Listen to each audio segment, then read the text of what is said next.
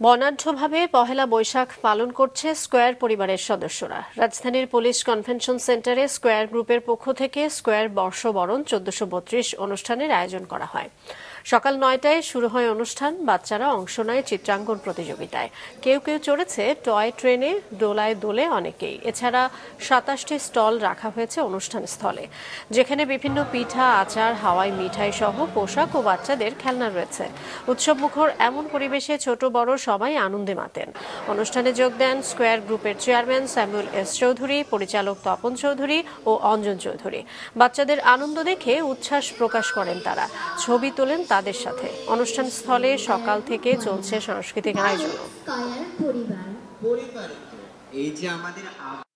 আমাদের নিজেদের ছেলেমেয়েরা এত সুন্দর এই অনুষ্ঠান করেছে, এতে আমি কৃতজ্ঞ। আমি প্রার্থনা করি যে প্রতি বছর ওরা এই দিনটা এইভাবেই আমাদেরকে উপহার দেয়।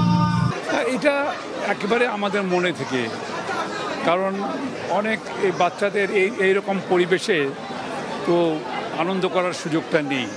তো আমরা ভেবেছিলাম যে এরা শুধু বাবা মারা হয়তো দু একটা জায়গায় তাদের নিয়ে যাচ্ছে, তার বদলে যদি এরকম একটা উৎসবের আয়োজন আমরা নিজেরাই করতে পারি, তাও তো তারা অনেক বেশি করে উপভোগ করবে।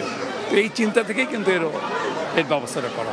এই যে মিলন মেলাটা, এটা অসাধারণ। আমি প্রথমে বললাম যে এখনও তাই বলি, তা এই বছরে এই দিনটাতে সবাই একসাথে হয়, পরিবার সহ, এবং আমরা সবাই দেখতে পাচ্ছি যে কি উৎসাহ উদ্দীপনার সাথে এই দিনটি উপভোগ করছি, এবং এইটাই যেন সারা বছর যেন তাদের জীবনে বয়ে থাকে।